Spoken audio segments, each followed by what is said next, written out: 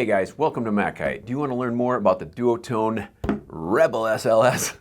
Let's head on over to the beach and join Ben from Duotone and find out what the magic sauce is.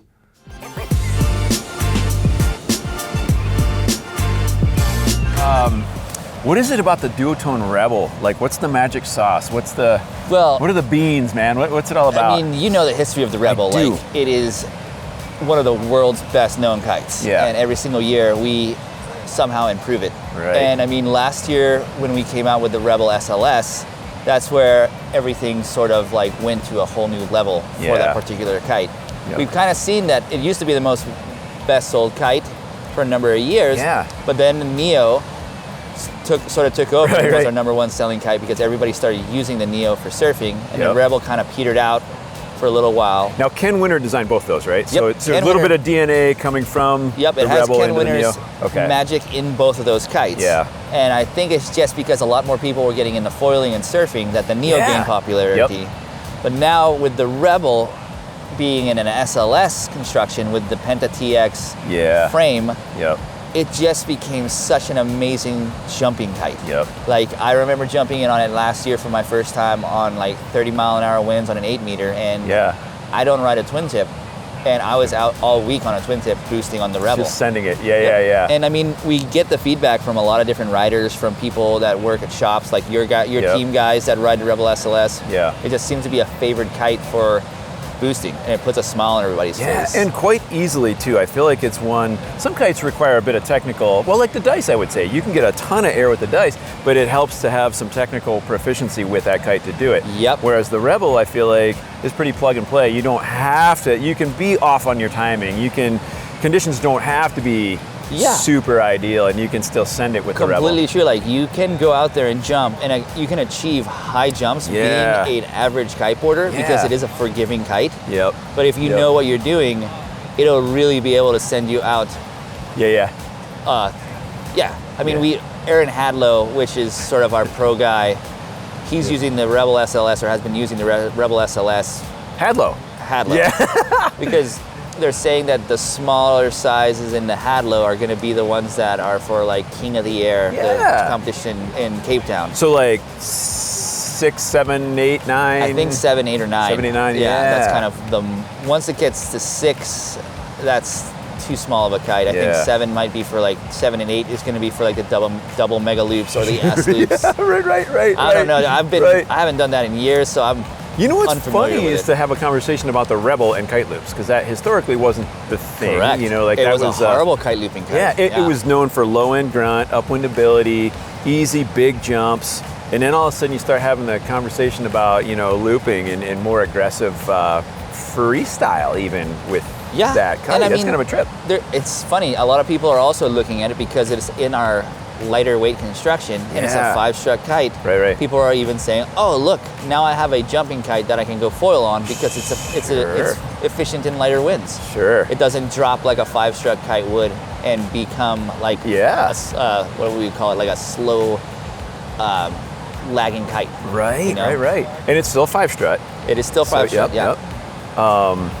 What a trip. That's, the hype behind it this year, and especially even like talking to, I think Dustin and Pat, some of the guys at the shop were having a rip on that last week, and I was watching just the big old grins that they both had coming in off of it, and I was like, dang, okay, I didn't expect to see that. I mean, the old guard, we know what the Rebel's about, but having some of the newer guys riding the Rebel and getting some appreciation for that was kind of cool to see. Yep. But understanding it is coming up with a little bit more of a advanced rider profile too. Correct, now. But yet still being super user friendly, I'm guessing, for anybody who wants to just, if you're just a free ride guy who really appreciates reaching for the top shelf on your kites, then I still feel like the Rebel fits that bill quite well. I mean, the Rebel back in the day was the old school kiter that learned on the Rebel, and they loved the 5-line Rebel. The 5-line Rebel, that geo, that angular shape to the leading edge. Oh my gosh. That's the cult following that the Rebel had, but now with the Rebel SLS, as you said perfectly, it's younger people, newer kiters are going straight for that kite because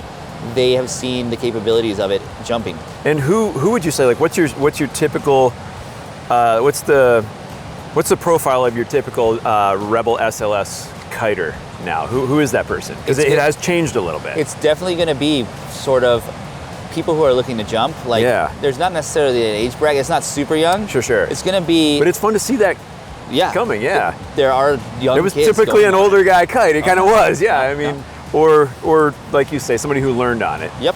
No, now it's gotten its reputation. People have seen it, and also just the talk of how well it jumps.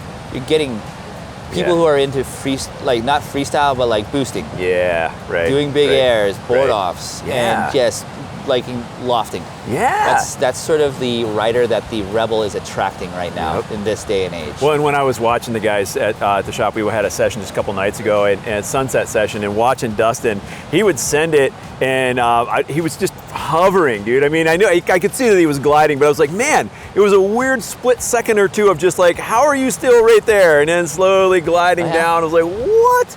It was just this boosty, lofty, just elevator ride of a jump, and without wasn't even really sending it hard, just kind of just mellow, bringing it and pulling in and getting these big floaty jumps, man. That was cool to see. It is, as I said, puts a smile on everybody's face, and I mean, in our line where the Rebel falls it is not our best-selling kite. Like for the last 2 or 3 years, the best-selling kite that we've had was the Neo SLS. Because it's everybody that's on the surfboard. There's a lot of people in Hood River that chase waves. There's a lot of people here that chase waves as well.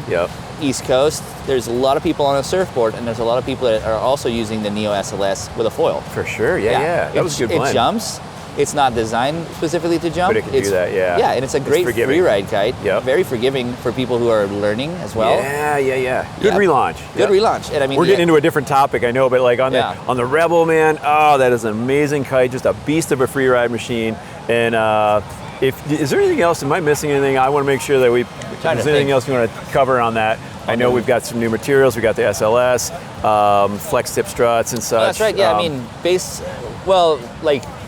put in simple terms, like the Rebel SLS from 2022 compared to the Rebel SLS from 2023. There's very little slight modifications to that kite. Cool. Because the kite was already so well made. They couldn't make it better. Are there any pros and cons? I know I got to ask that. Like it's kind of one of those things. Like pros. I'm mixing the Kool-Aid strong. We've been definitely talking about pros. I would say cons. It is not that efficient in light wind. It will backstall. It's a 5-line kite. Sure. The Rebel shape, because it's high aspect. Nice to be powered up on it. Yeah, you want to be powered up on it, and if you are feeling lighter winds, giving it an inch or two of D-power actually makes the kite open up a bit better and has less tendency to backstall. Yes, that makes perfect whoever's sense. ridden an older Rebel before, you know that. And if you try and unhook on a Rebel, it's marketed as like a high-performance free ride kite. Cool. So that's basically our terminology of boost it to the moon.